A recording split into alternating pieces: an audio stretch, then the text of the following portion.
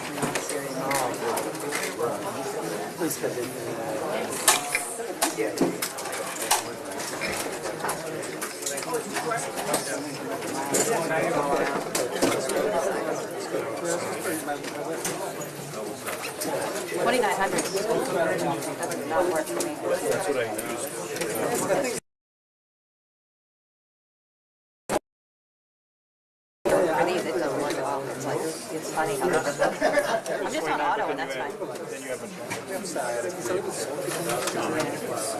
And it's very yellow on me. Very. But it could be totally fine. Mic check.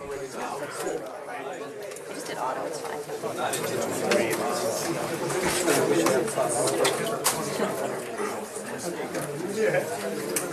Tell us a story, Apu.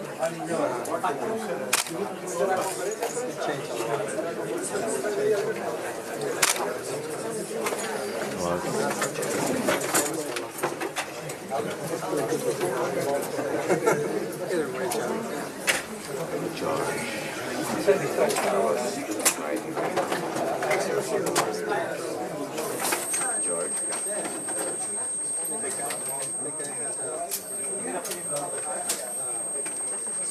Mic check 1 2. Mic check 1 2. 1 2 3 4 5 1 1 1 1. Mic check.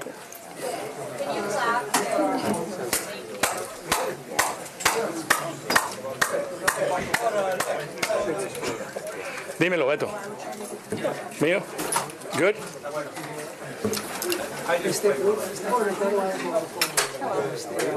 Okay, how are you?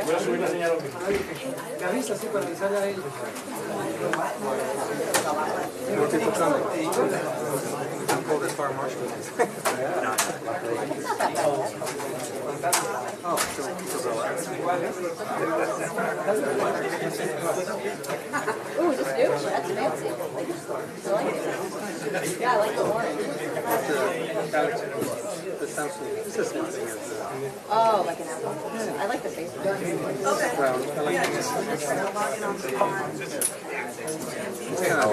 How are you doing? Nice to see you. I haven't seen you in a while. This is Damian once a month.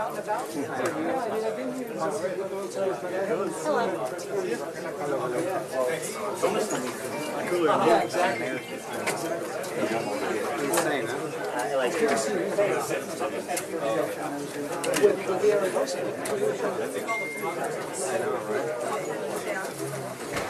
Wow.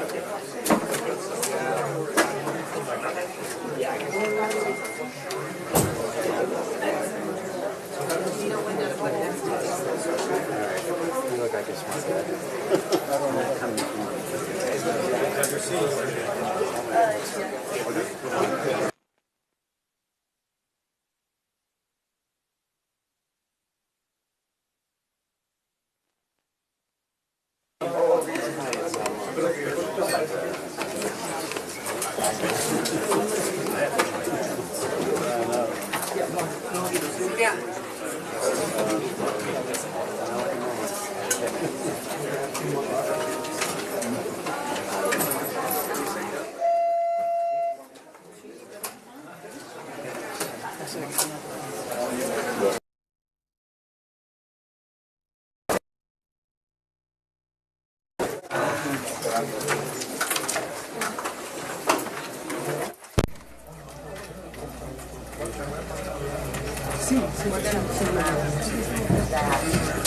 I just didn't want to know if you wanted something more. 1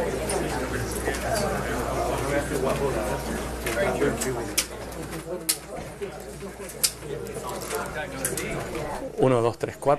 5 6 7 8.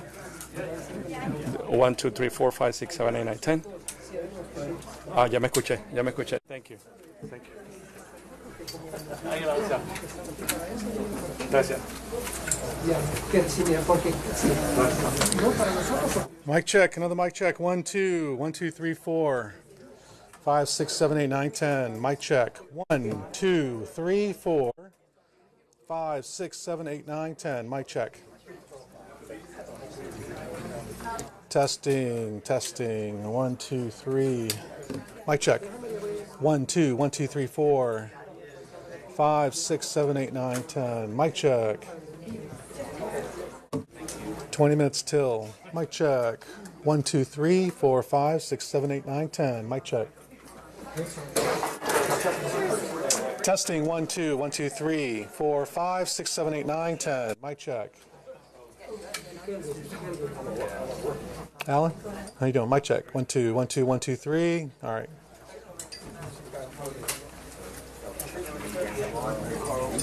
Okay, good.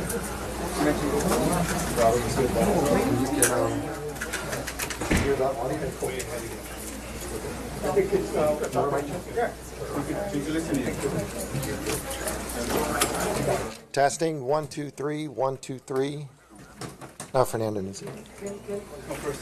1, 2, 3. He hears you. 1, 2, 3. Okay. Okay.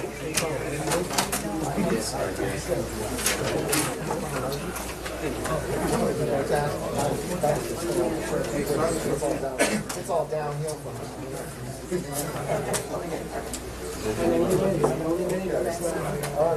Thank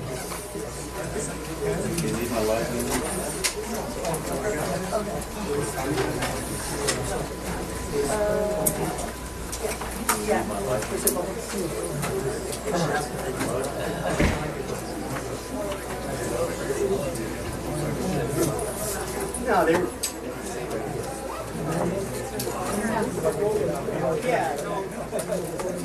Una voz conocida.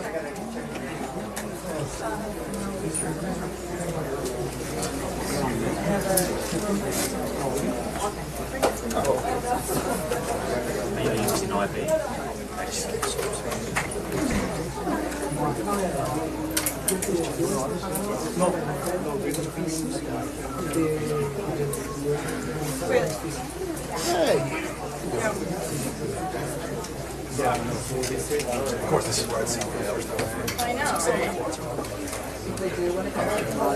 You might have to stop it from like, oops. At least if you want to speak out of city. I don't have to take your kids college. Aquí estoy, aquí estoy de frente a la cámara, ¿ves? Aquí estoy yo de frente a la cámara,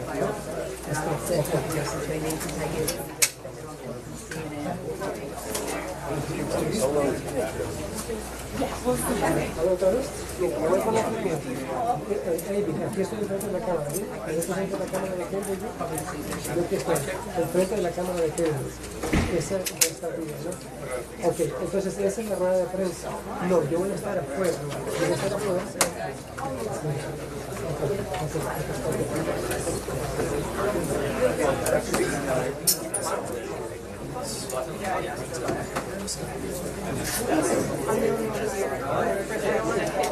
Yeah, that's the live. That's the live.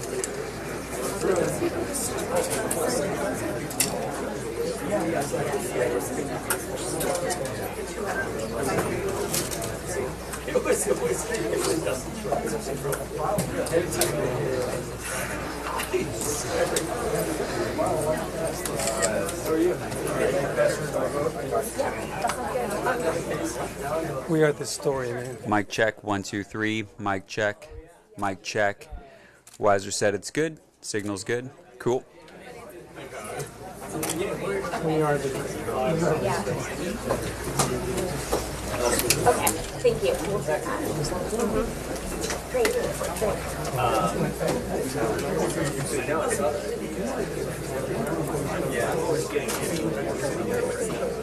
We'll get yours.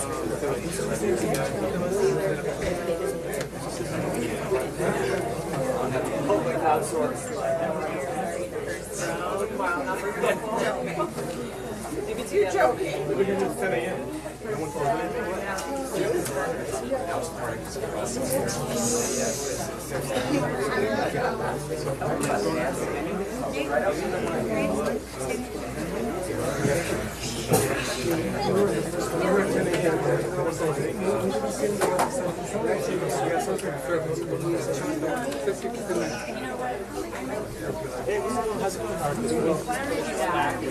Thank you all for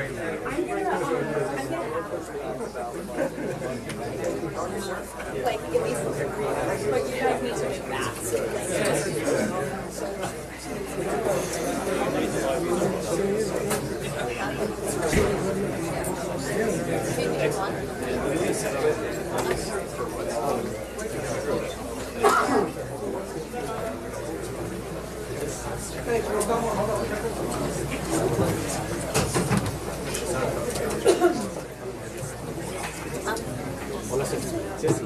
Aquí no va a haber tiempo de hacer cera para los cámaras. So as soon as they're done, if there's a one-on-one, just grab it with the headline, Google with the headline, and just do it like that. We don't have to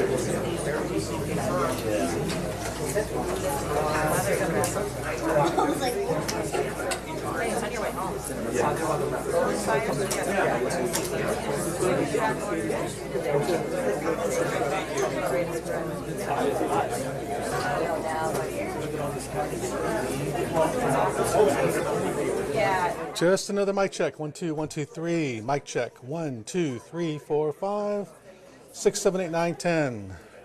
Portable comms. Mic check. 1, 2, 1, 2, 3.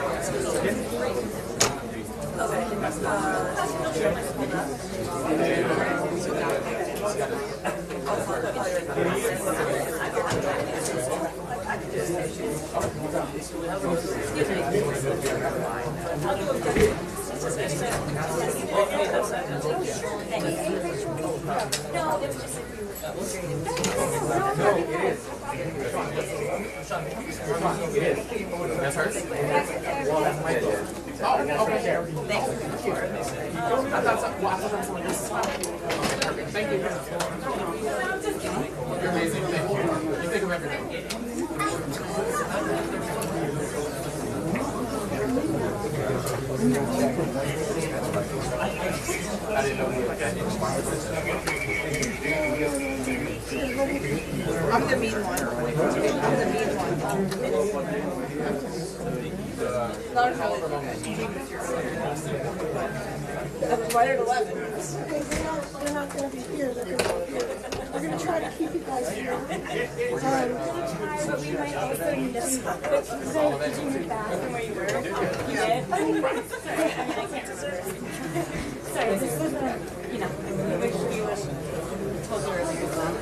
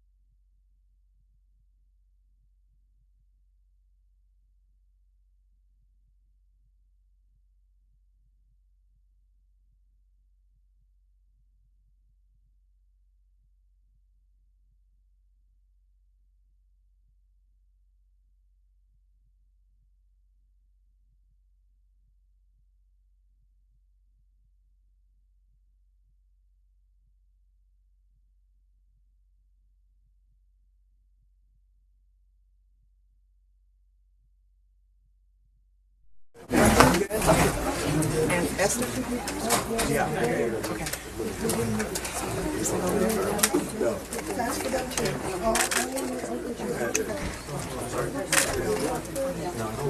Remember where that is? Yeah.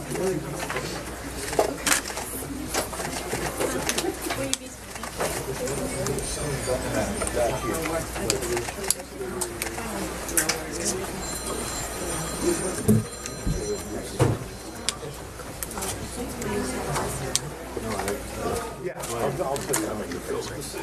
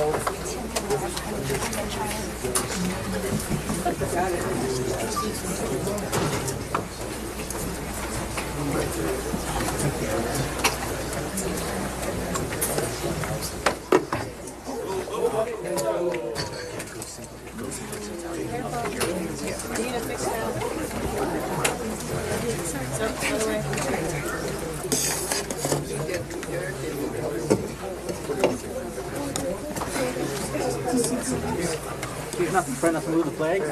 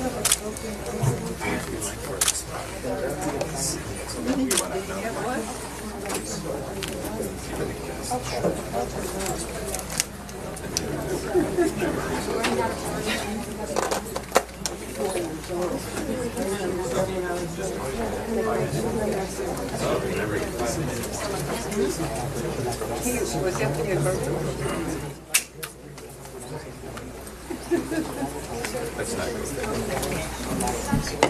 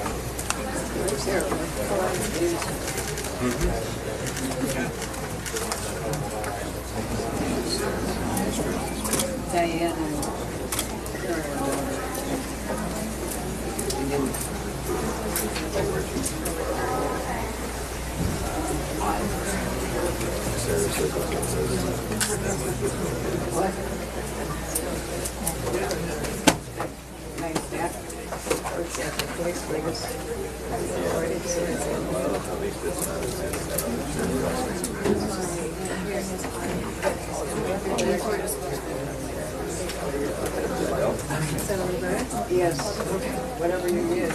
Yeah.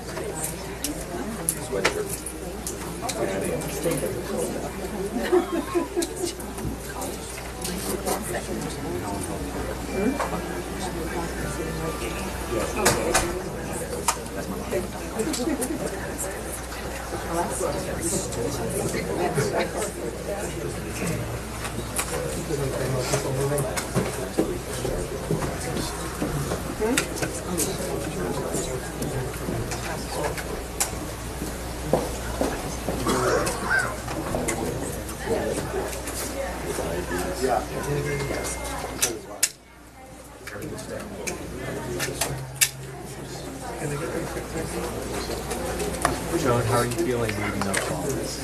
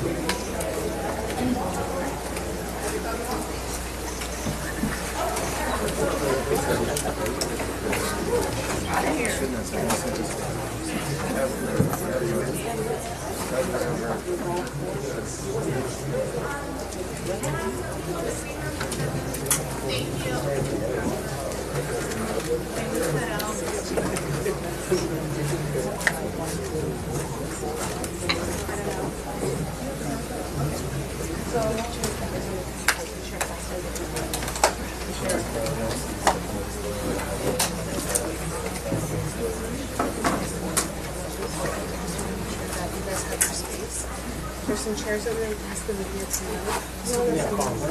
All those chairs, empty chairs. Yeah, but then look at them in the city. We need to get them.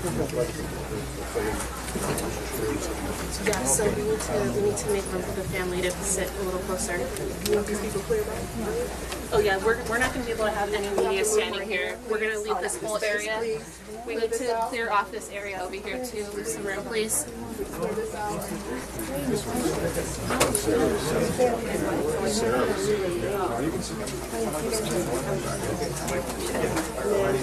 What do you want? Okay, we're gonna need to make some room for the families to sit in the chairs. There's more families to sit. Not a little bit more.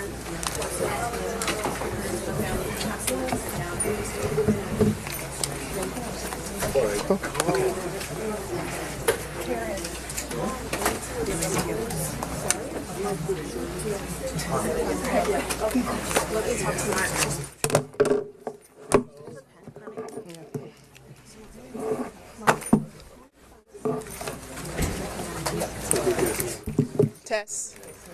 1, 2. Test. 1, 2. Okay.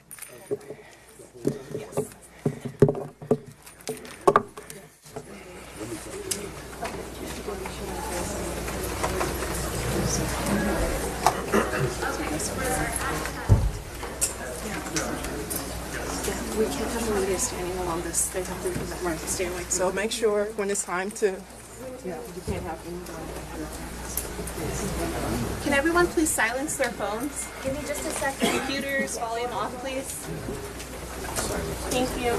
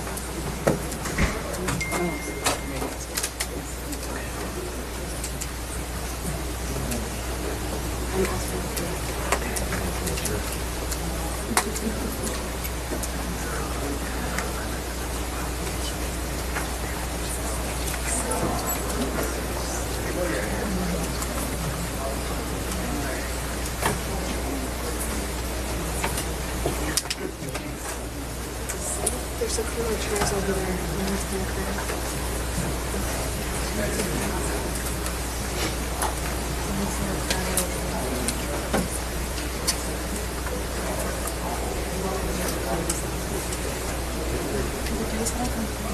Make sure there's people walking around the fire hazard. I have all these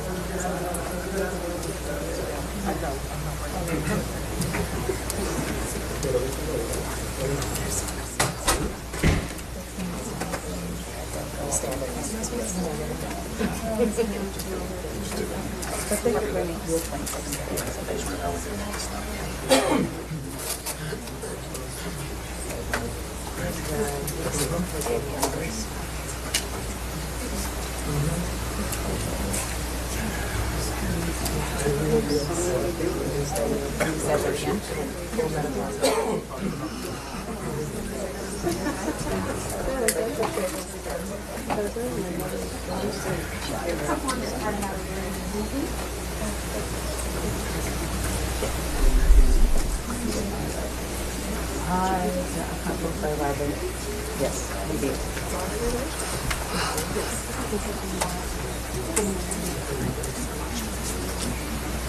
Not yet. Not yet. It's just us. There's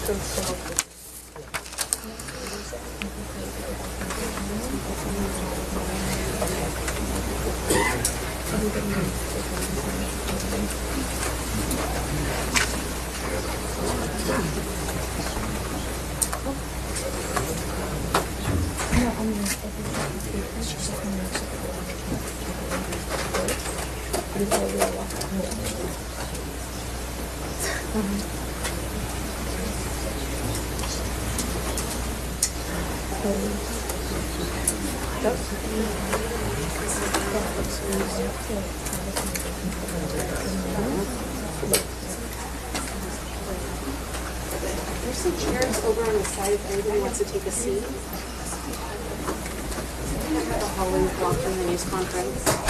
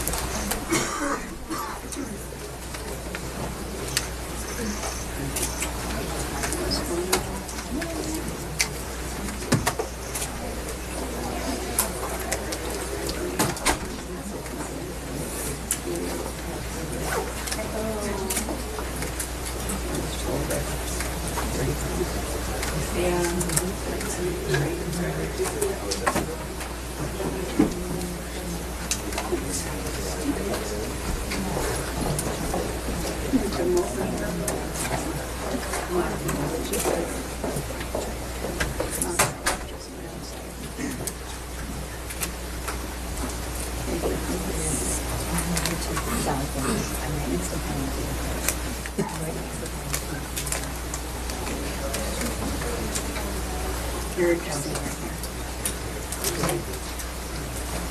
Thank you so much. You're reminding me.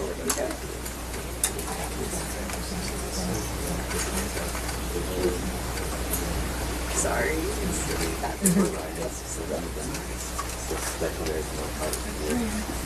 Oh, hang on.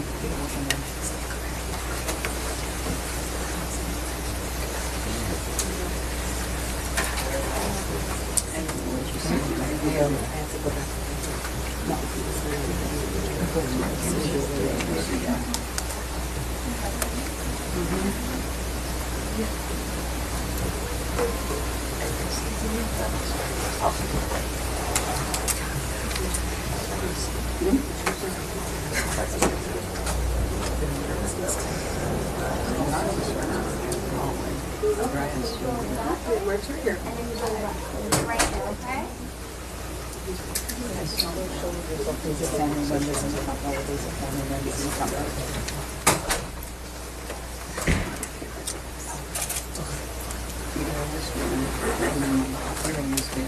Looks a little better than mine. I don't want to have fun with it. But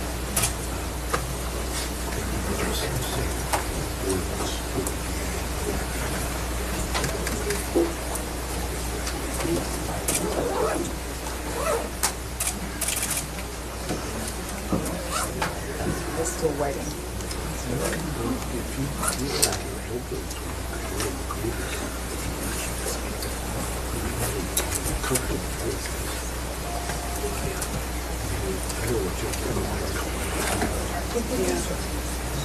If you actually do some air.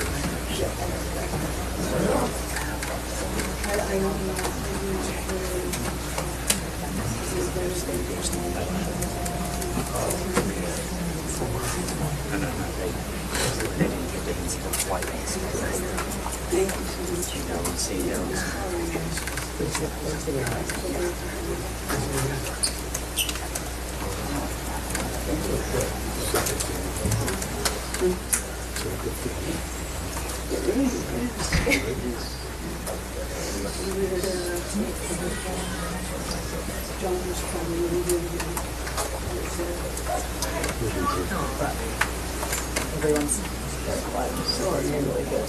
That's a jump from the chemical alive. That's why I'm just hanging to the side. Sorry.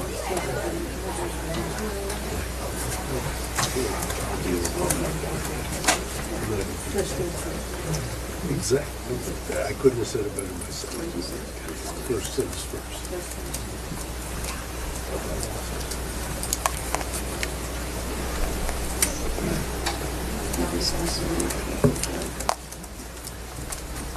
Everyone, we'll get started in a few moments. There'll be two speakers, or three speakers. Today we'll go first. We're taking a ton of questions. We've given a lot of folks sit downs the last few weeks, so we think we've covered that. But you will have a few opportunities. Too many folks in here.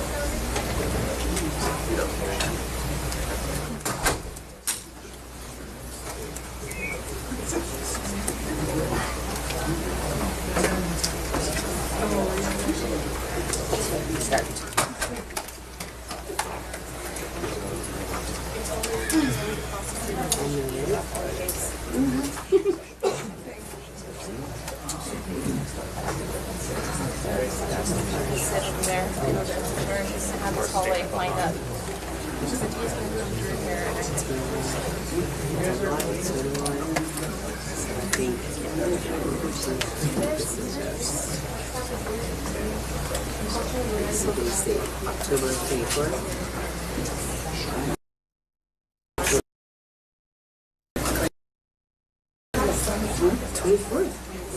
Thursday, 24th.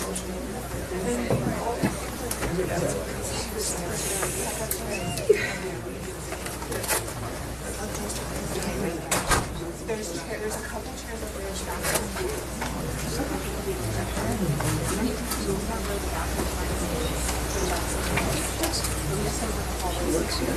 Okay, it's the back door open.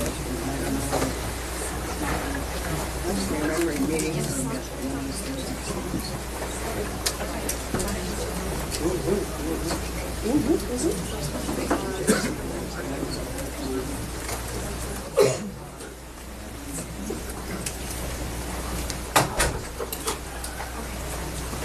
There's chairs here.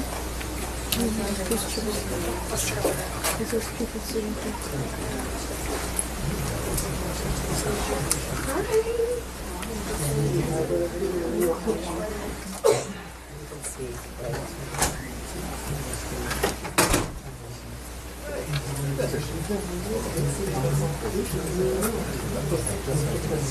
On my way.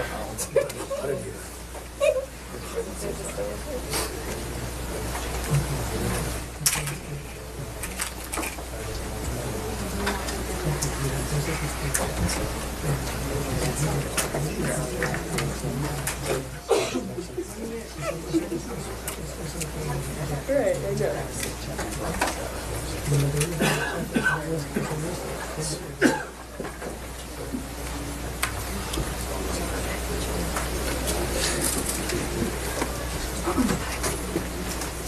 It's no secret, we're going to be hosting something in Chicago after.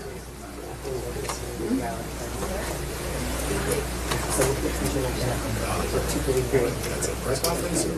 Where? Engine Company, Mark's office.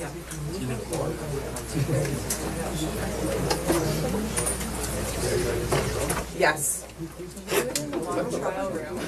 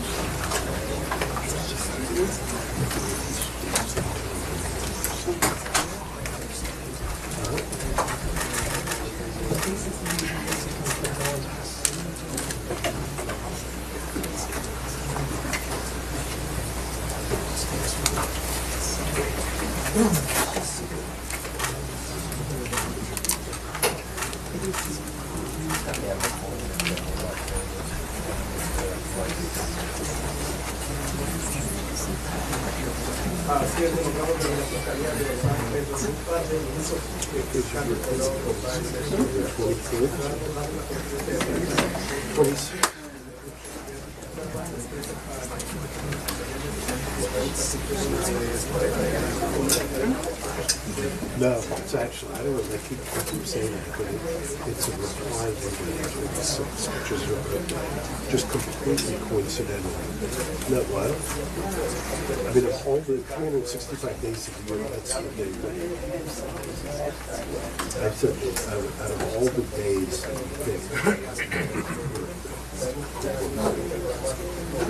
yeah. Six. Which is yours. Somebody said that to me. Yeah, really?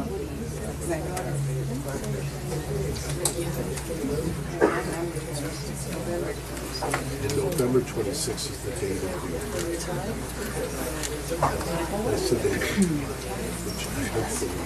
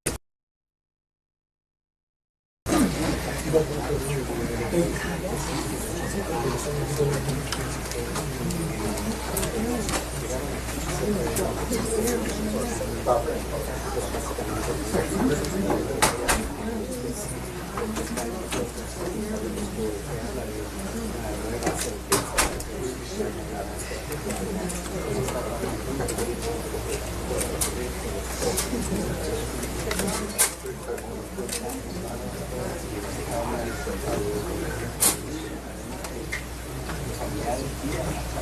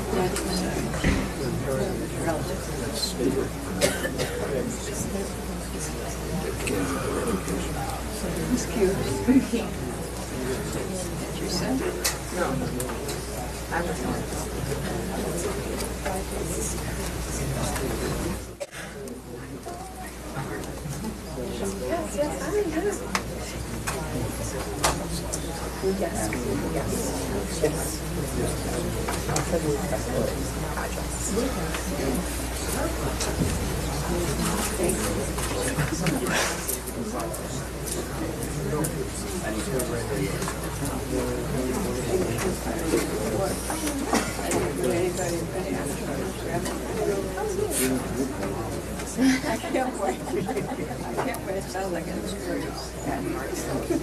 What's your judge for yourself? You're supposed to be best friends before you walk out the door. I'm scared of her. Stories. She's older than me, you said? No, she's close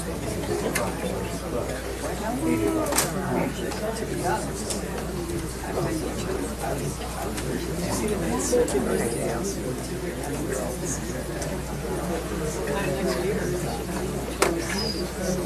don't think birthday that changed. No. 26. October. You have time. I'll make sure you're not. We're all coming to this party. Me too. Sometimes you must get mixed up.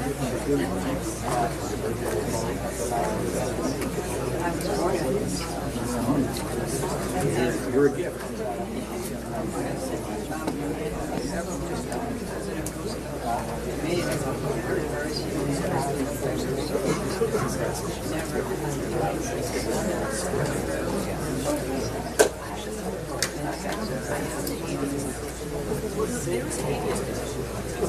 She was upset about it when she wasn't happy. She made it. I was born.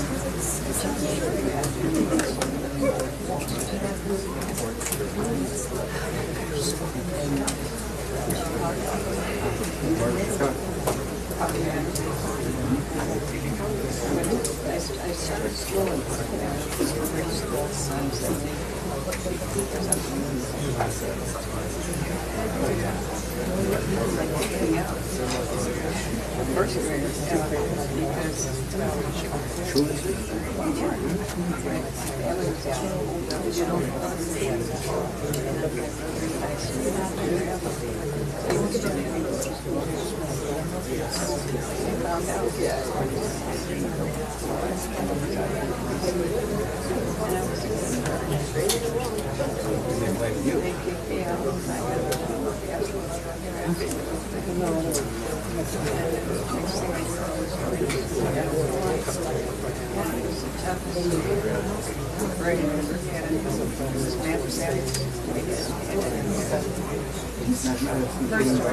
first graders Well, it was something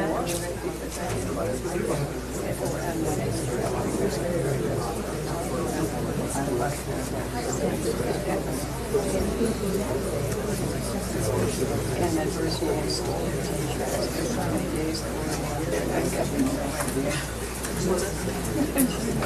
I'll never forget that she had dressed me in front of it's just a moment.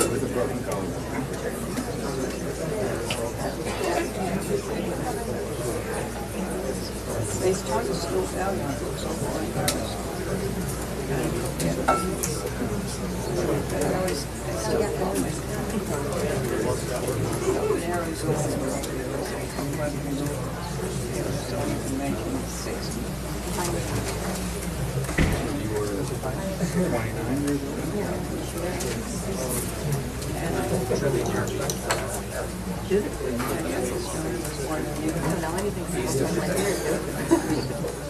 Closer, closer to this. You go back. There's been nothing there.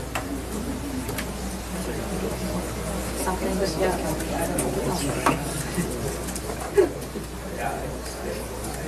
They're going to be out there long. Yeah. That's a lot.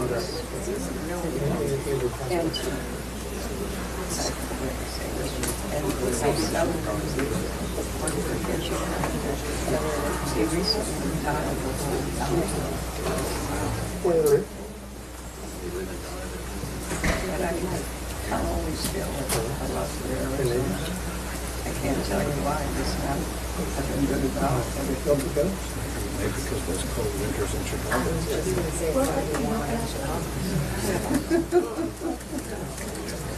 Yeah. It wasn't so different because I don't like Horrible ride.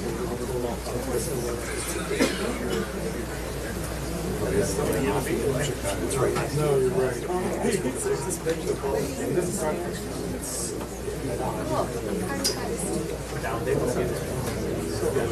or were they just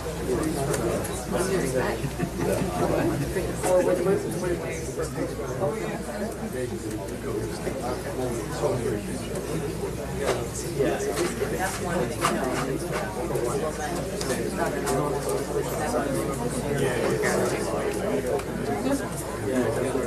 yeah, my grandmother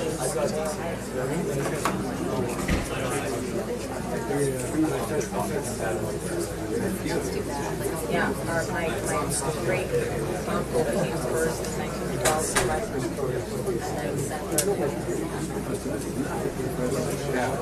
we were hog farmers in our all the way across the world, hog farmers. But they realized that when they would go pick up the trash, they were taking more money out of picking up the trash. So they started the stuff on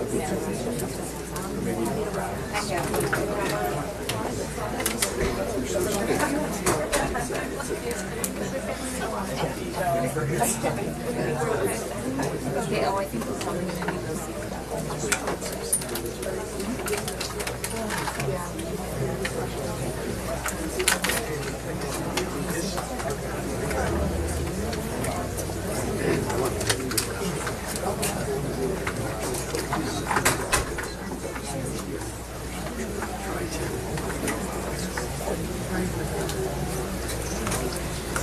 warming your seat.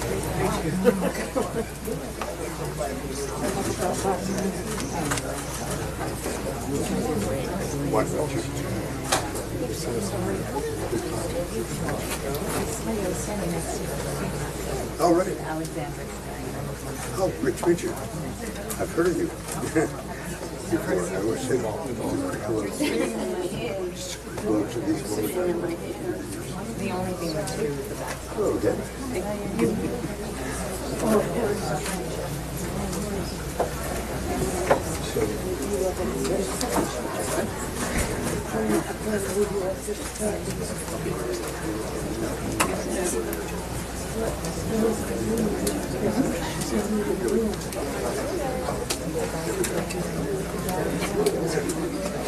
Okay. Good to hear.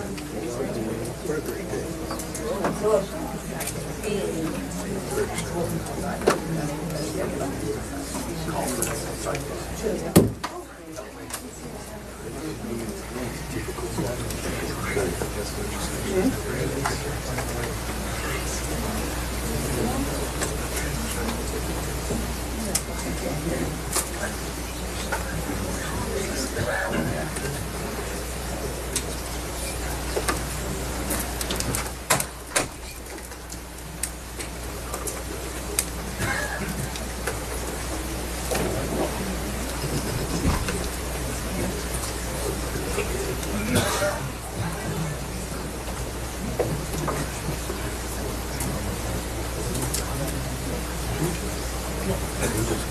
I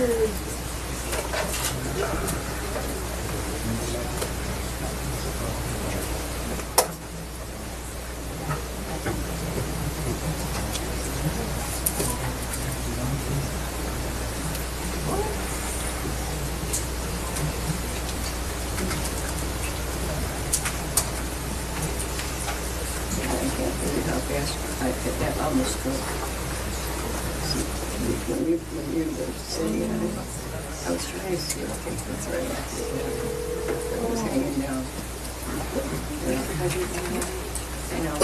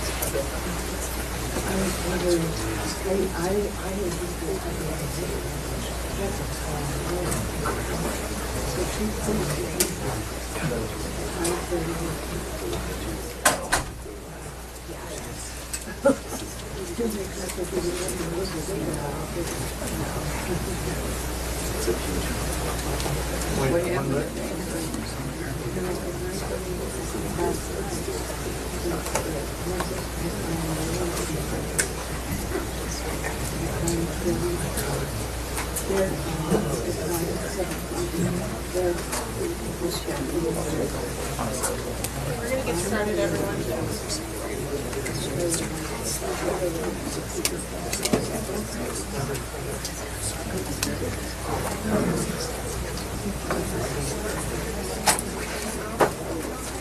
Yeah, let's start moving.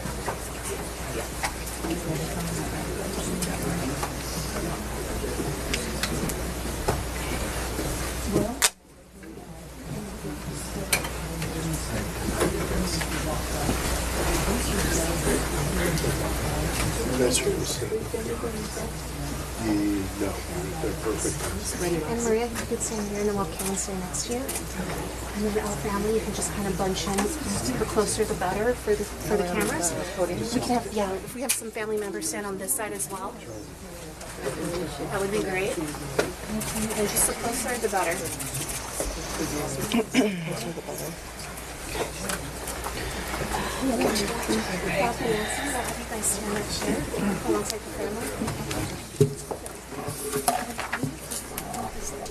Menendez, a case that has made national headlines for decades. That is George Gascón, the Los Angeles County DA. Let's listen to a decision that he could make about their future.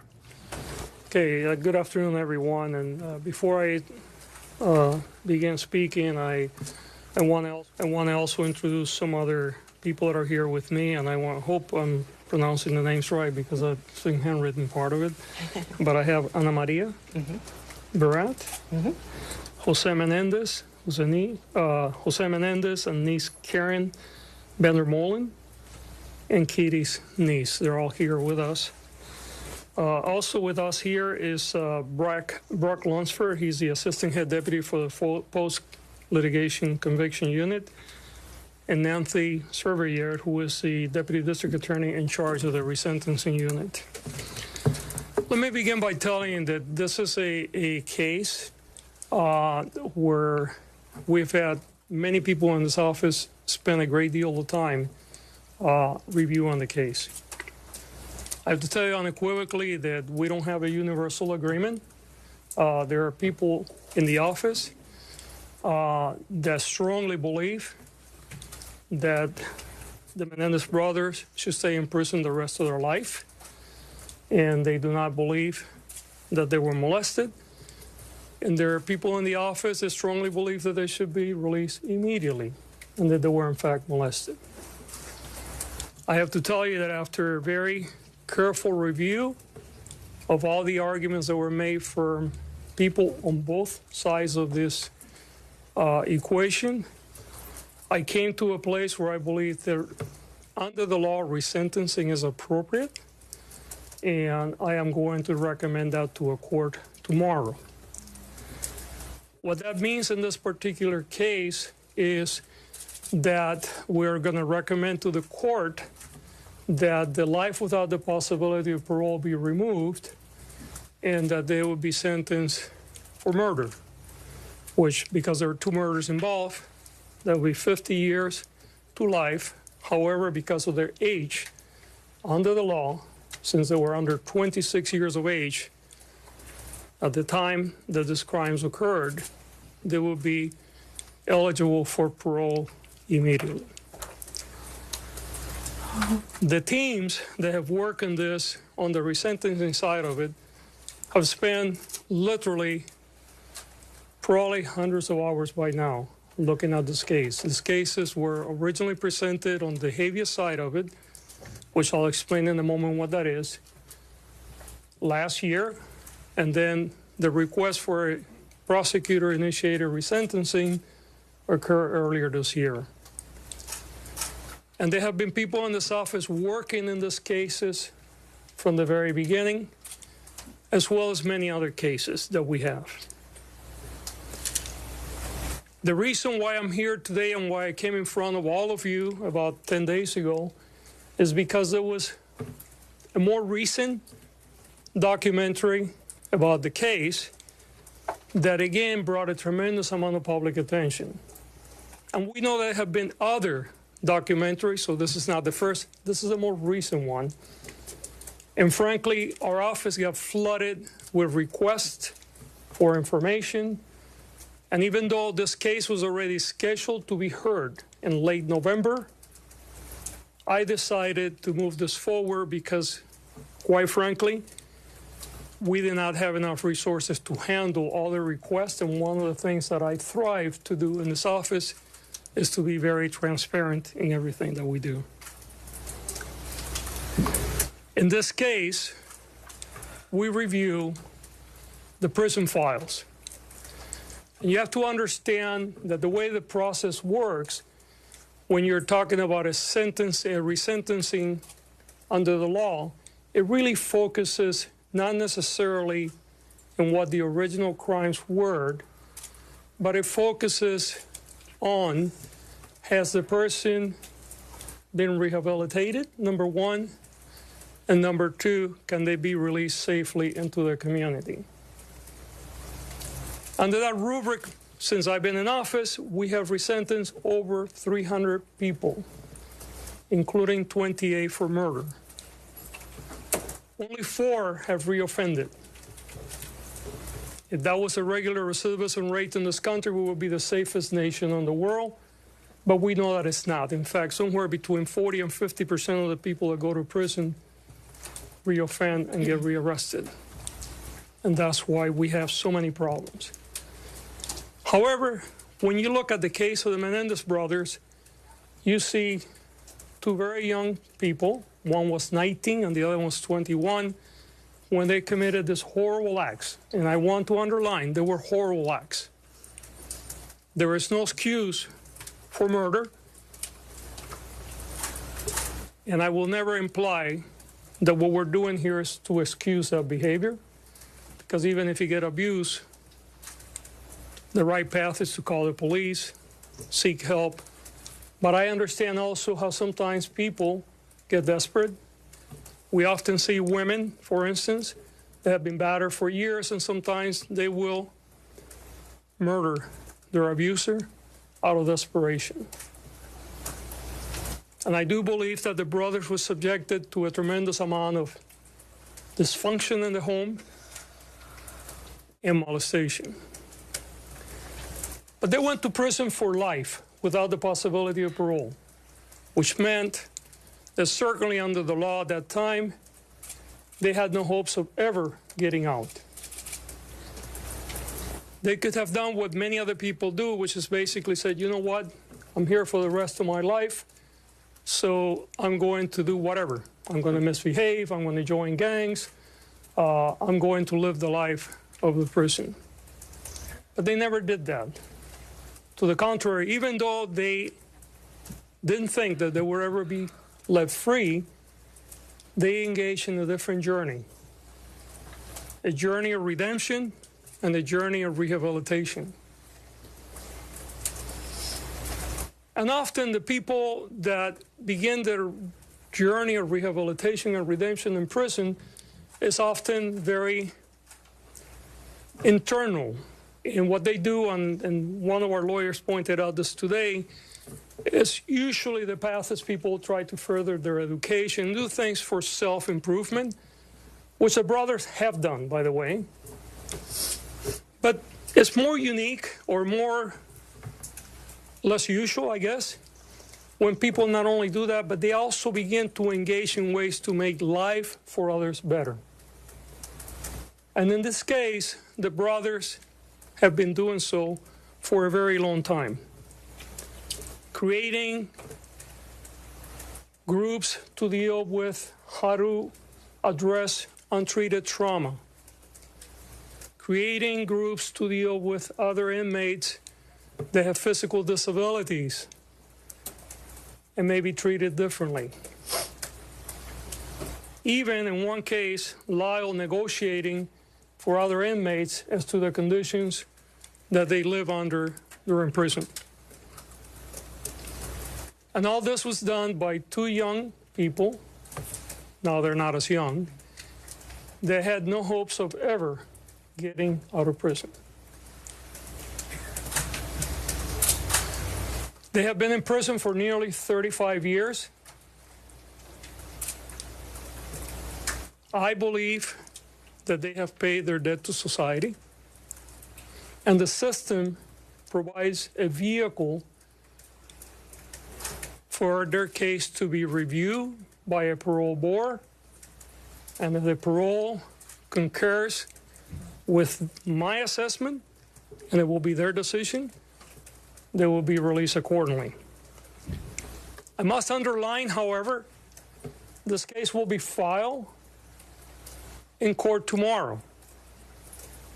The final decision will be made by the judge. Court has to agree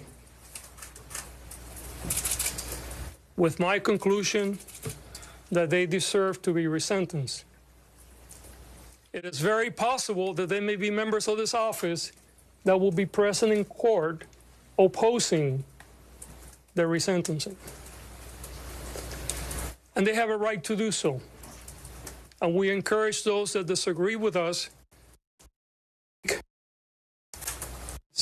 that will be present in court opposing the resentencing.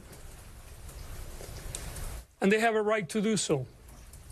And we encourage those that disagree with us to speak, and the court is the appropriate place to do it. We certainly feel we're very sure Not only that the brothers have rehabilitated and that they will be safe to be reintegrated in our society, but that they have paid their dues, not only for the crimes that they committed, but because of all the other things they have done to improve the life of so many others.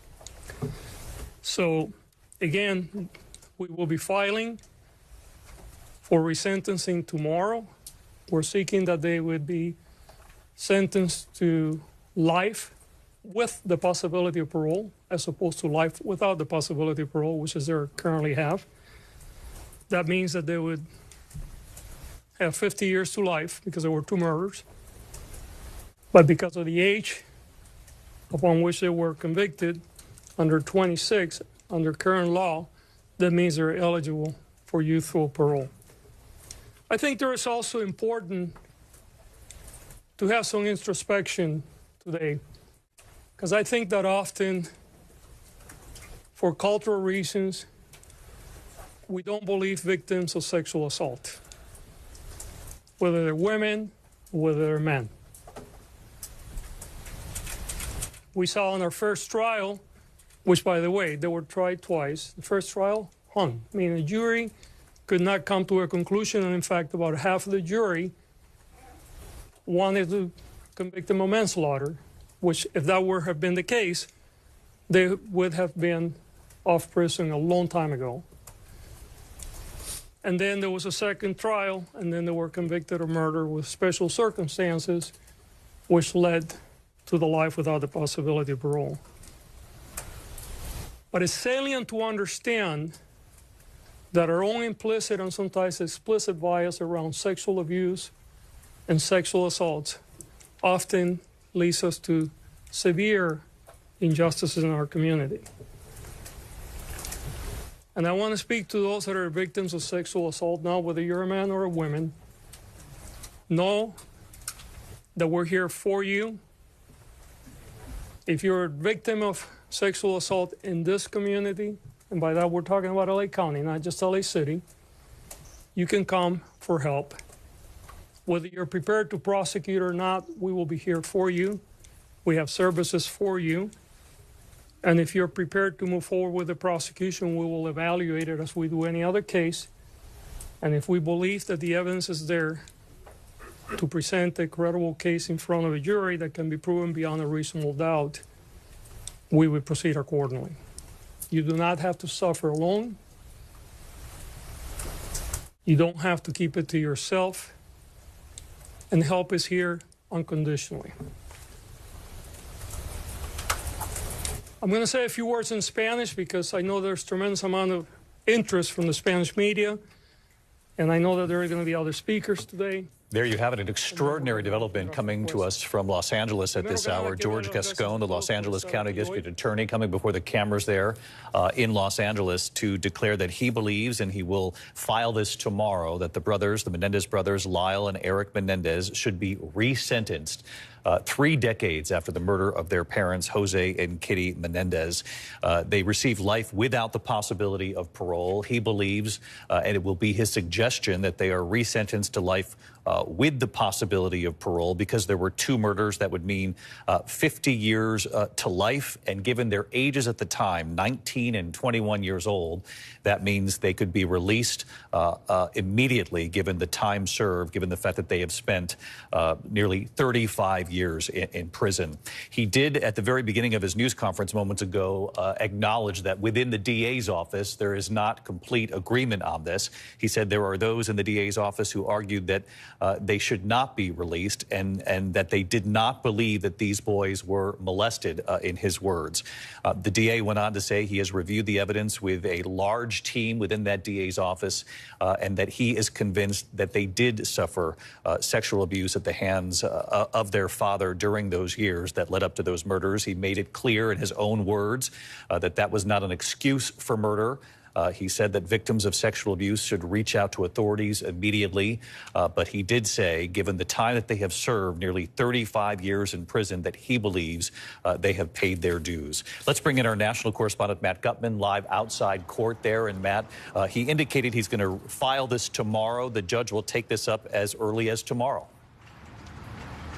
It's possible that this could move very quickly, David, but there are a couple of steps that this does have to go through. So obviously, the judge has to agree with the DA's assertion that these men no longer pose a threat to society, that if they are released and put on parole, they won't harm anybody else. And he has to agree to his view of the legal aspects of releasing them to or resentencing them to a life term, and then having a youthful offender mitigation. Anybody under 26 years can get out after a number of years. But he also has to send this to the parole board, and they also have to agree. And then after that, there is the chance that Governor Newsom might weigh in here, and he might not approve it. So they're not out of the woods yet, and certainly not out of prison just yet. It could take a few more days or even weeks or even longer, David. And as the DA suggested there, in talking about those within the office who don't agree with his decision, he said as part of this ongoing process, the argument both for and against this, that he does expect that there will be people from inside his office who come forward. And he said not only does he expect that, he welcomes it. Yeah, this has been a massively divisive issue, not just in the public, which is what has drawn so much interest. And David, I can tell you that there are people who've been watching this on TikTok and Netflix, out on the street, camped out here, waiting for this announcement. But it's also been divisive inside his own office, massively so. There are people who remind other attorneys, members of the public, that these two young men purchased these weapons knowingly. They fired at least 12 rounds into their parents, including killing their mother at almost point-blank range. It's unclear why they had to do that if she wasn't physically the person sexually abusing them, that they then went on a spending spree, that they called in and staged the 911 call, that this was an absolute murder. There is no denying that, and they question whether these two not so young men anymore should be released back into the public. The question of whether they remain a threat to the public, I think, is less of an important one at this point. It seems that from what Gascón and their defense attorney says, they have been model prisoners in the 35 years that they've been in the system, David. Matt Gutman, our thanks to you outside the courthouse there in Los Angeles. And as Matt points out, there are many who do believe that this obviously was a horrendous murder, that they should not be released. On the flip side, you heard the DA say that this was in fact murder, and that they should be resentenced based on the fact that it should be life with the possibility of parole. And again, that would be 50 years to life. And given the time that they have served and their age at the time, that they would be eligible for parole. He said that they have paid their due. I do want to bring in our legal contributor, trial attorney Brian Buckmeyer, also with us. And Brian, I was struck by what the DA said at the end, and sort of an appeal to anyone who might be watching who is the victim of sexual abuse. He said, you don't have to prosecute, but do come forward. There is help for you. And he said, I do believe, and this was to the greater audience at large here, that we need to be introspective in this moment and recognize that within our culture, particularly 3 decades ago, there weren't always people who were welcoming the idea or entertaining the idea that you could suffer like this at the hands of your own parents, whether you were a young girl or a young boy.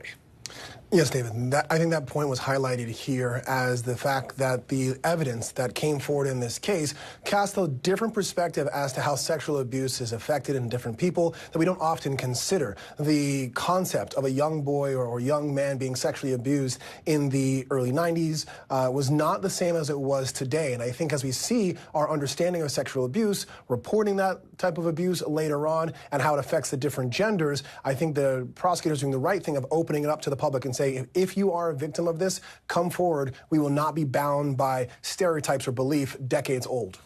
Brian Buckmeyer with us here as well. Brian, our thanks to you as always, and our thanks to Matt Gutman there in Los Angeles. Again, our coverage will continue on ABC News Live, abcnews.com. I'll be back with the entire team for World News Tonight. Again, the breaking headline from Los Angeles at this hour, the DA now recommending that Erik and Lyle Menendez be resentenced to life with the possibility of parole, which would mean, if agreed upon by the judge and by the parole board, that they could be released immediately. I'm David Muir in New York. I'll see you a short time from now for World News Tonight. For many of you in the East, we return you to your local news. Good day. This has been a special report from ABC News.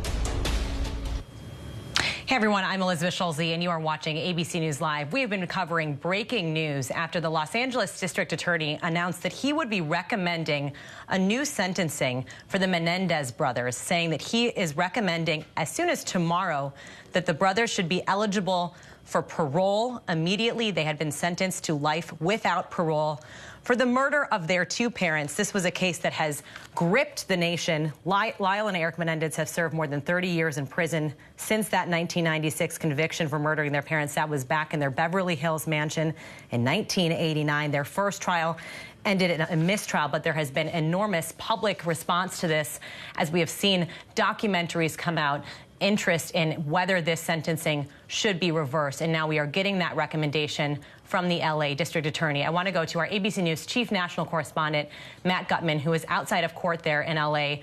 Matt, talk about what comes next here. What does this mean for the Menendez brothers in this highly watched case?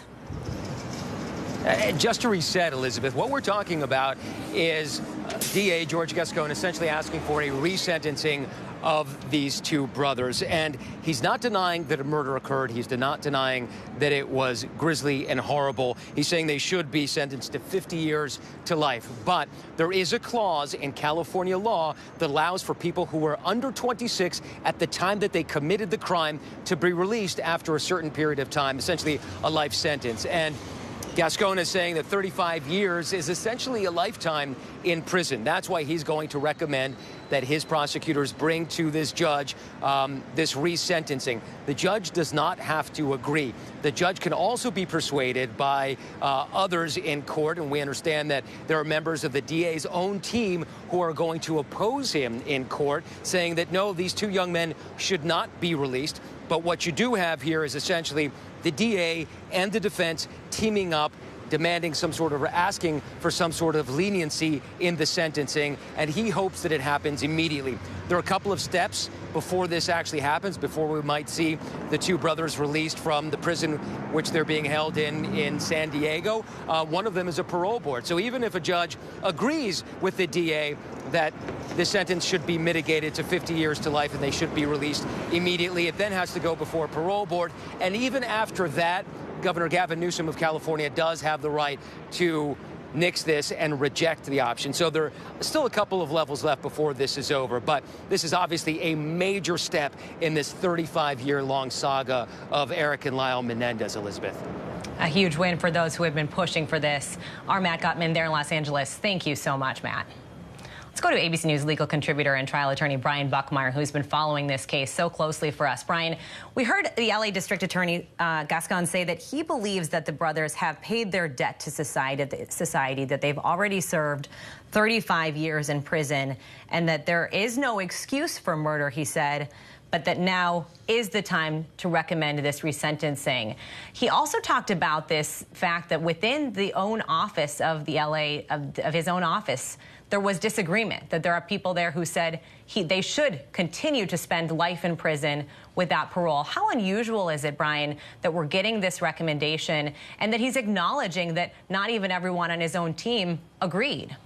That's extremely unusual. I don't think in my almost decade plus of practicing criminal law in this country, as well as being a contributor for like the last 5 years, that I've ever seen this before. Don't forget that the DA, so the district attorney, is an elected official who runs that office, and everyone behind, beside, and even in the background are assistant district attorneys. And so oftentimes you don't hear the DA saying, my office is divided, and then also welcoming people at the appropriate time to give their recommendation that might be contrary to their office. It's like if your company said we're going to turn left, but the boss also said, all right, everyone in the company can also make the argument that we should turn right. It's very rare. And fascinating that he said he was putting it all out there in the name of transparency. Let's also bring in criminal defense attorney and former prosecutor Bernarda Villalona. Bernarda, a lot of allusion in the remarks there from Gascón to this moment in our society that there has been this cultural shift to those who may have suffered from sexual abuse after we've seen this evidence emerge that the Menendez brothers were subject to that. Talk about how this sentencing has changed and just kind of the moment that we're in now culturally versus the time that we were in when this sentence was first handed down 3 decades ago. Exactly. So, of course, times have changed. Ideas have changed. People's ideas in terms of whether it's even possible that your own father, that your own parent can sexually abuse you, especially when we're talking about boys here. So times have changed, and also the news and the media has helped in the sense of getting this idea out there, showing and shedding light on the issues that are happening behind closed doors. And that huge push there is what got us to today, where now we see these Menendez brothers are soon going to be resentenced and possibly in the streets within the next few weeks or so.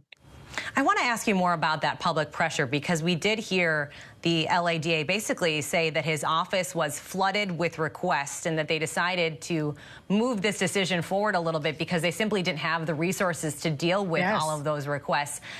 What does it say that that kind of public pressure really did have such an impact on at least the timing of this decision? Oh, absolutely. Let's not forget that there is an election that is coming up. So that District Attorney Gascón, he is up for re-election. So in terms of all these calls and all these emails and letters that he's getting, he wanted to address it because he wants to provide an answer to the county that he is serving and tell him, this is how I represent you, and this is what's in the best interest of this county and of you as I represent the people of the county of Los Angeles. Let's go to Alex Stone. He is live outside the Hall of Justice in Los Angeles there. He's been covering this case so closely for us at ABC News. Alex, talk more about what Bernardo was just saying there. This idea that Gascón is a political figure. We are in peak election season here. Does that factor into this decision today? Gascón, Elizabeth, says it does not factor into this decision, but there is a lot of thinking to the contrary. The DA's union for the deputy DAs have put out a statement saying that this is completely political, that there is nothing but politics at play here. And his opponent in the DA's race just put out a statement a moment ago saying, and I'm reading from it, that he received this case, Gascón did, long ago, yet he waited until days before the election, 30 points down in the polls, articles coming about how he failed policies, that they've led to additional murders, that now he is doing this recommendation. So the allegation is that we are all talking about politics here. Time is running out. We're a week and a half away from the election. He is, if polls are correct, about 30 points down. If he does lose, will be out of office by early December 2nd. So the clock is ticking here, but he could get this done very quickly. We know that there are supporters there where you are in LA who've been watching this case. We've been rewatching the documentaries, the docu-series that are popular right now about this trial and about this case. What kind of public responses, Brandon, have you seen any reaction there? And how much do you think that ultimately did factor into this elevated stature of this case so many years later, Alex? Well, no doubt, Elizabeth. A lot of people have been talking about it here in L.A. It's what everybody has been talking about, really. And those supporters, they're kind of standing around now. There were maybe a dozen of them who were here. One guy walked by, and when we asked, what do you think of it? He said, well, it's what everybody thought. I mean, it's not a surprise that this was a decision today. Gascón had told Juju Chang that he didn't think that they should remain in prison for the rest of their lives. And this was in line with that today. So it was expected that he would probably come out and make a recommendation like this. But as Matt pointed out a moment ago, remember, this is not a done deal. They have to find a sympathetic judge to this. The judge then, if he says yes and goes along with what Gascón wants, then it goes to a parole board. And then even Governor Newsom can get involved and say no go, like he has done with members of the Manson family and said no to parole. So there are other steps. Likely they'll go along with Gascón. The DA holds a lot of weight in this case. It could all change with a new DA, but there are other steps they have to go through. Right, not the end here, just the beginning in many ways. Bernardo, we did hear Gascón talk about the reality that in his office, he said 300 people have been resentenced since he took office, including 28 for murder. How common is it that we're seeing these kinds of decisions to go back, look at a sentence and change that based on the moment that we are in or new evidence that's emerged? So it is common. In the past few years, you have seen a movement all around the country for different units that are being formalized, for example, for wrongful conviction units, but also resentencing units as well. So this is not the first case in this country where a case has been resentenced. Even District Attorney Gascón has said 28 of those 300 cases were murder cases, were homicide cases, and he's made determination that they should be resentenced. And out of those 300, only 4 of them have reoffended. So it gives great pieces of evidence in terms of that resentencing should be something that's more common in that county, but also all around the country. Because in the end, you want to find out, number one, whether the person has been rehabilitated, but also, are they a threat to society? It's important to remember also that if they are resentenced to 50 years to life with automatic being considered for parole, that there is still that life portion that's going to be hanging over their heads. So if they violate the terms of parole, they can find themselves right back in jail. Alex, you have to imagine this is a huge step forward for the Menendez family. We heard them in recent weeks come forward and urge this resentencing, push for this decision to be made. Any reaction yet? And what do we expect to hear in reaction to this this announcement today from the DA? Yeah, in fact, Mark Garagos, their attorney, he's going to hold a news conference here in a few minutes at his restaurant here in downtown L.A. So he and the family members in the room, there was a lot of emotion inside this building where the DA's office is at the Hall of Justice here, where there were a lot of family members of the Menendez brothers. They were crying. We could hear, "Oh, wow," as the announcement was made.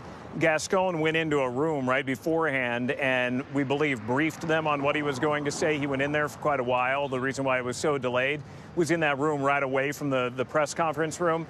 And then he came out with the family members. Included in the family members, the 90-year-old sister of Kitty Menendez, the Menendez brothers' mother. She is calling for them to be released as well, saying it's time they get out. Alex Stone in L.A. for us, Bernardo Villalona, Brian Buckmeyer, thank you all so much for your analysis. And Lyle and Erik Menendez's attorney, as you just heard Alex say, will be making a statement soon.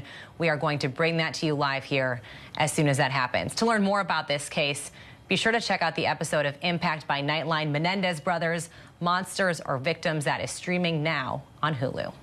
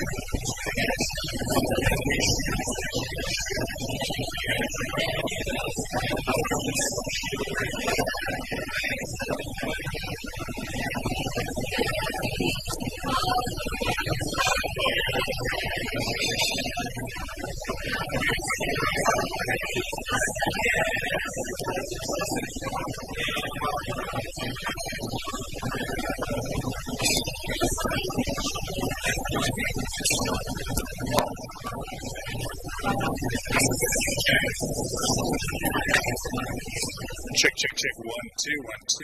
Hey, hey. 1, 2, 1, 2. 1, 2. 2, 2, 2, 2, 2, 2, 2, 2, 2. 1, 2, 3, 4. 1, 2, 3, 4. 1, 2, 3, 4. 1. Oh, hey, Paul. It's been a while. Oh.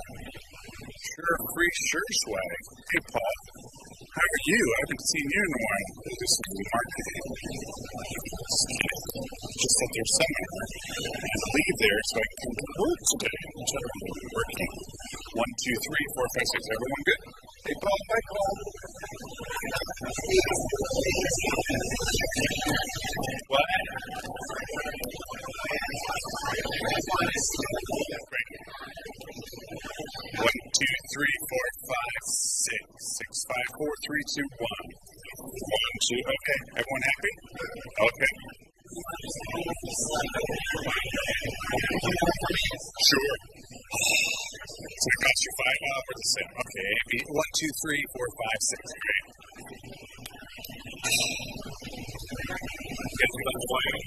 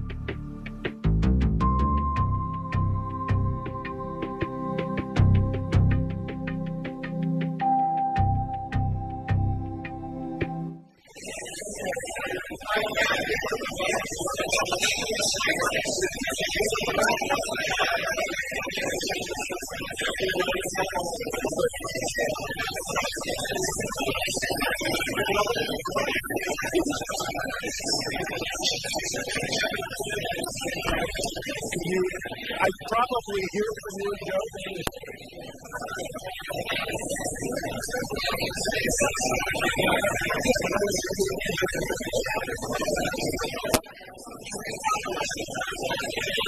You're here. We have his back. Right here, Joe. Of course, inside edition.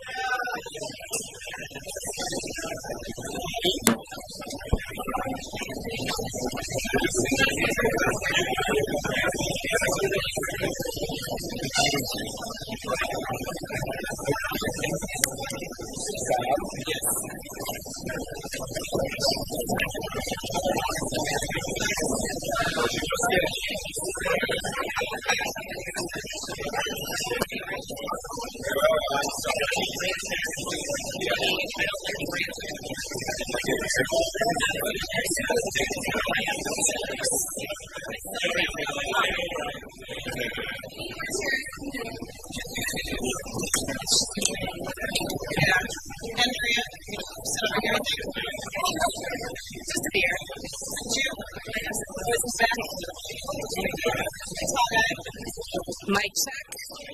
1, 2, 3. You are here at Engine Company number 28 in downtown Los Angeles. I am Holly Baird with Garagos and Garagos. How do we sound? Good? Okay, good. All right, we'll start momentarily. Thank you, guys.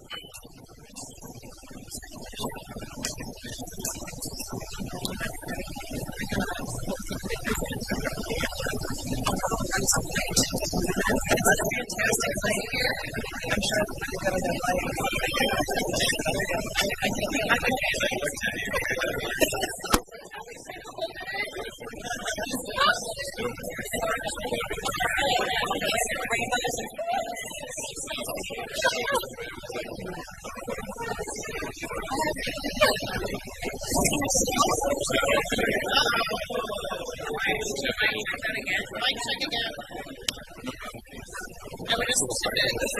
What did he do to it? He took over this part. Yeah, it's a good part.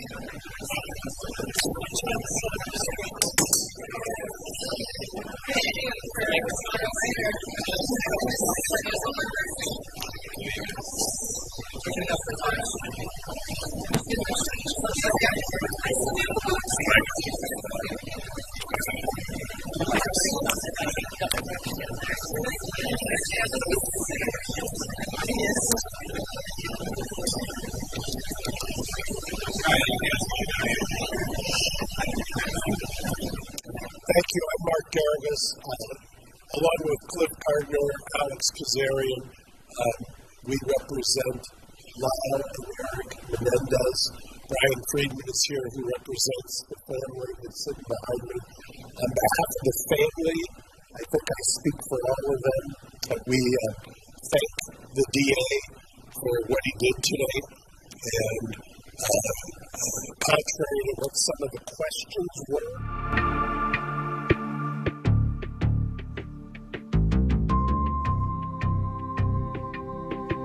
it was only done for the election.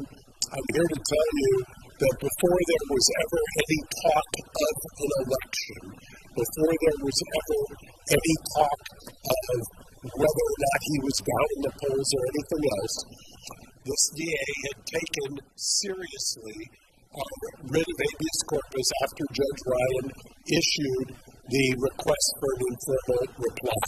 And when I say he had taken it seriously, in this building, we actually did what's called a conditional examination. We had Joan, who's here, who's Kitty's older sister, who we had preserve her testimony because Joan wanted to be heard, and I wanted her to be heard, even though she's more spry than I am and will live a lot longer than me. I wanted to make sure that everybody knew when I first took this case 18 months ago with Cliff one of the questions we always got, and that I've always got, is, well, what about Kitty? And I've heard that, I can't tell you, innumerable times. And I'm the lawyer, so who's going to buy what I'm selling?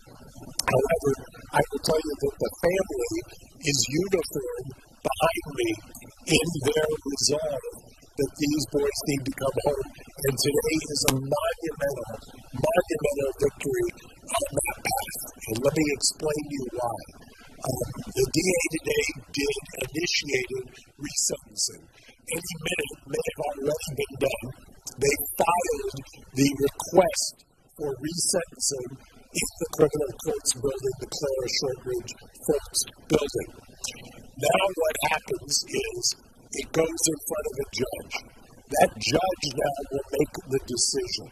What the DA recommends is just that. It's a recommendation. It's up to a judge to decide what to do. If there is a hearing, and I say if because there doesn't necessarily have to be one, but if there is a hearing, all of these family members who are behind me will be heard. All of these family members will uniformly ask one thing, which is, bring them home. Bring them home. Bring them home. Bring them home. Enough is enough. That's uniform. This is the family that knows them. It's the family that believes 35 years is enough. And we anticipate, I know that there was a couple of questions, and by the way, it's much cooler in this room than it was at the DA's office. We can afford HVAC over here. The part of what we plan on doing is highlighting the work that they have done, the boys, I call them the boys, the brothers have done. I think it resonated with the DA today, and he mentioned the fact that they had, as of 2005, no hope. The Ninth Circuit had rejected their habeas. They had no hope, and they were basically resigned themselves to live the rest of their lives behind bars. You can go in two different directions at that point. They took a path that is not often traveled, and they have created programs. They have created green space programs. They have the love and support of an enormous family that has waited patiently for this day. I believe before Thanksgiving they will be home. I still believe that. I believe we will have a hearing. I'm hopeful that we will have a fair hearing. And I want to make one comment. The DA referenced today the divisions in his office. And I know that there's been a lot of talk about it being political. But one of the things that they mentioned today was that there have been 300 resentencings in the course of the 3 and some odd years that this DA has been in office. 300 young men and women have been resentenced, including 28 people for murder. Only 4 have reoffended. Those 4 were technical violations. Literally, were not violent acts. That's an amazing statistic and speaks to redemption and speaks to some of the work that this current DA is doing that has been made a caricature in the media. And I would just say that if you're going to warehouse people, one of the things that Erik and Lyle have done, and I've been down there, Brian can speak to this as well, he's been down there with me. They have created this wonderful green space program that's based on a Norwegian model, which assumes that eventually people are going to be released back into the community. It assumes that rather than release them back in the community to reoffend, let's release them back in the community so they can get acclimated in the community. And in their C files, which is what the DA has been waiting for and what they reviewed today and why they recommended resentencing, in their C files were letters by high-ranking correctional officers, something I've never seen in 40 years, who said, I would not only recommend that Lyle or Erik be resentenced, I would also welcome them as a neighbor in my neighborhood. I've never seen that before. And I think that speaks volume to the idea of redemption. It speaks volumes to the idea of what the kind of good work they're doing. And I think also, if you're going to talk about victims' rights, here are all the victims right here, both sides of the family. They've flown in from all over the country on how much notice? What did I give you? 6 hours. 6 hours. 6 hours notice. They dropped everything. They left work. They canceled appointments to come here in a show of force because enough's enough. Enough's enough. They want them to come home. I've become enamored with Joan, and it's an amazing testament to her ability to forgive, for her ability to see the goodness in these young men, and we're just very, very hopeful that we get them released. I said it the other day when we were all at the criminal courts building, nothing would make me more happy than to celebrate Thanksgiving with them, with Joan, and have them out. And with that, we'll take a couple of questions. The family will take a couple of questions, and then we're going to cut it off. It's been a long day, and we're going to get them back home. I have a question. No, this is not regarding everything, but several months ago, Judge Ryan requested from his people why there was no evidence disposed in the trial, in the second trial. There was none allowed. He wants to know why. Is that not even a question anymore? No, that's still a question. It's a great question.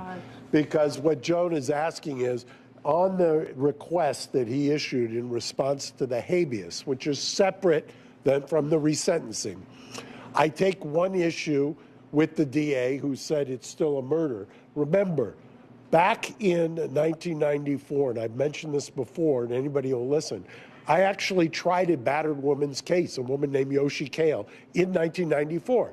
I used the battered woman's defense. Ultimately, we got her a manslaughter, and she was sentenced to probation. It was a long slog. In 1994, with these young men, it was ruled that because they were children, that would not come into evidence. That was, and the DA in the first trial argued men can't be raped. They don't have the equipment. That was where we were then. We are at a different place now.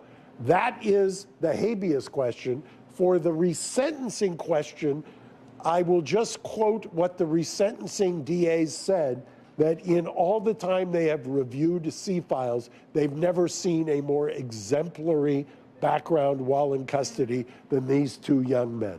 Thank you. It's bothered me for so long because I read it and I couldn't believe it, and then nothing ever happened. And the judge and the DA, or not the judge, but the DA and the prosecutor agreed that they would not use any, because they wanted to they had too many trials lost. Right. And they needed to pick Menendez up. Well, for those who don't know, you had a judge at the time, and he's still alive, so I'm not saying anything bad about somebody who's not alive, but that judge himself had lost a highly publicized case of a young man when he was a DA. You can look it up. It was called Ricky Kyle. He then presided over the Rodney King case, and we all know what happened in the Rodney King case. That was an acquittal. He then presided over the first Menendez case. That was a hung jury. And then 8 days before evidence started in trial number 2, the rules changed because, a cynic might say, because O.J. was acquitted. And I'll take a couple of questions and then, yes. Okay, so I know he said, all right, it's now murder. So were they found guilty of murder with a special enhancement?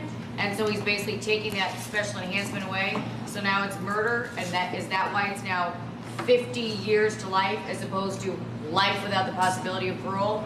And what are the two resentencing laws that he's using here? So under California law, once he initiates the resentencing, you then have the ability, specifically for a crime before 1990, to have that sentence recalled, to have the special circumstances. What the DA is saying is we're going to remove the special circumstance. A special circumstance is what prohibits them from getting life, a straight life, which would make them eligible for parole. That right now, in my humble opinion, is the top. That's the ceiling. The judge, after a hearing, could recall that murder conviction, could sentence them to a lesser included, which is a voluntary manslaughter. If you negate the malice, that would make it, and the way you negate the malice is through imperfect self-defense. Manslaughter, they could get time served. Joan, if you could, we couldn't hear you on this side. If you could speak a little louder, or someone give her a mic. If I speak any louder, I'm going to yell. Not you, Joan. Okay. Joan, and the second question is, do the brothers know that have you spoken to them today? Have they been gotten word of what the DA has put on the table? I believe that they have gotten word. I believe that they are 100% on board with what we're doing. I don't know why they wouldn't. They've waited. Like I say, they lost the last appellate argument roughly 2005 until, I didn't say that. That's what I'm asking. Yes. I don't talk about attorney-client. Mark, with this renewed hope that the brothers will be released, have you as a family talked about where they will go? Will they live with one of you? How will you reacclimate them, assuming the judge goes along with this and the parole board agrees? What are the plans? What hopes do you have for them? Well, we have, without committing, look, it's obvious that if they're released, it's at least obvious to me, that they will be inundated. And generally, when somebody has been incarcerated and institutionalized for decades, you have to have a reentry plan. We have already put together a reentry plan. If we do the hearing, and it's not by stipulation, that will be what we will provide to the court. We would not be revealing any of that right now for security reasons, but we have a robust reentry plan that we have already previewed with the district attorney, which went into their calculation as to recommending resentencing. How would they make a living? How would they support themselves and so forth? But the interesting thing about that is both of them are married. Both of them are married to spouses who make a living. Both of them are active students. Lyle is in a master's program. Erik is in an undergrad program. And they have a family that would support them as well. So I'm not going to get into their W-2s or their 1099s. Do you expect that their prison reform work will continue if they leave prison? I need you to speak up. Do you expect that their prison reform work will continue if they are released? It's my understanding from both of them that one of the things they really love doing is the Green Space Project. I mean, Brian's been down there twice with me to see it. I invite any of the press, you want to do a story on the Menendez brothers, take a look at that Green Space Project at the Donovan State Prison. Donovan Prison is a prison that you have to earn your way into. That's part of the incentive system at the California Department of Corrections. What they have done is taken an area that is drab and gray and depressing, frankly. Erik, who is an enormously talented artist, has started to paint or supervise the murals that go around. Lyle, who has gotten his degree and is pursuing his master's in urban planning, has got a project laid out that to me is unbelievable in terms of making it acclimated, and has gone to the point of understanding that having hills, for instance, or having gradients of ground level and not all flat land has something to do with balance and has something to do with aging and has all kinds of an amazing research that's been done. And so, yes, long answer to your question, that's not work that I think for a second they're an abandon. I think they're going to double down into that. The DA mentioned that the brothers have rehabilitated. Can you tell us how? And second question, have you talked to this judge to know how he's thinking? Okay, the first question I heard is, how have they rehabilitated? When I say a C file, that's the nomenclature for their file while they're in prison, which has all of their write-ups, all of their commendations, all of anything they've done wrong. Their C files and their analysis is outstanding. The only reason they have any points whatsoever in their C file is because they presently are life without parole prisoners, which necessitates them to be at a level 19. Yes. Jen spoke last week so eloquently. Would she be willing to give us her reaction today? No, I don't. Not right now. No, I don't think so. I think, look, they're here to support, and they all flew in on 6 hours notice because they don't want any misunderstanding. This is the family. The family is unified, and the family wants them home. Anybody or suggestion otherwise is just unfounded. Any suggestion otherwise is not part of the family. You want to talk about Mr. Anderson's statement that he put out today, Milton Anderson? No, I really don't. I don't think they want to engage. I don't want to be negative. I will just say this. When you go on to the DA's opponent's website, somehow Anderson, of all the 250,000 lawyers in California, found a lawyer who is a disgruntled ex-DA who is endorsing his opponent. And Anderson was invited to speak and never did. So, no, I don't want to talk about it, but I think if you connect the dots, you'll understand what's really happening there. Thank you, everybody. That's it. It's been a long day. Brian? I just want to say one thing. Can you go to the mic, please? Yeah. This is Brian Friedman, BRYANFREEDMAN, and I represent these wonderful people who have been through so much. And I just want the press to recognize that it's not the suffering that they have gone through on a daily basis, gathering here, hoping and praying that there'll be a release of their family members. You know, these are the victims. They are just as much the victims as anyone else. They've gotten their hopes up every time they come to court.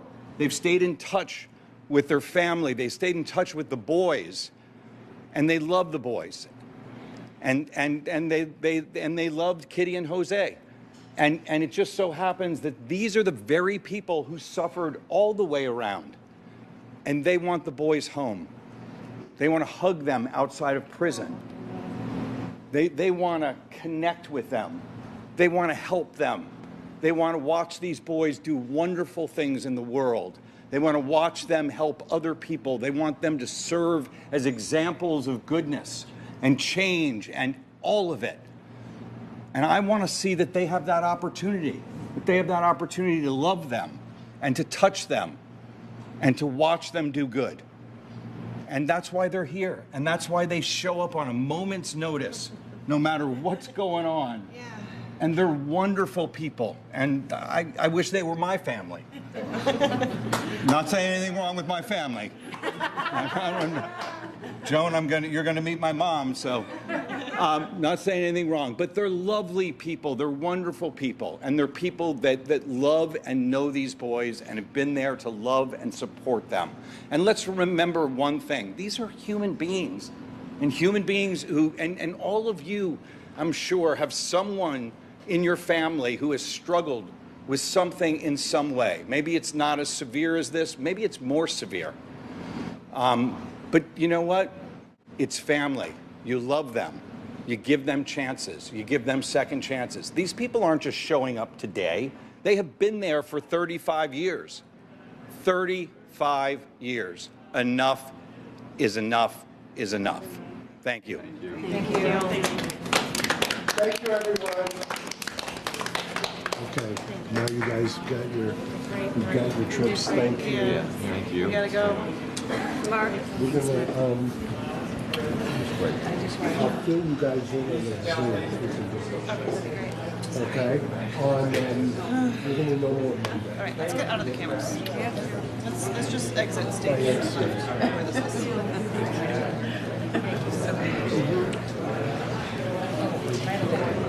We're gonna get there as fast as we can. Where's my line? That's you.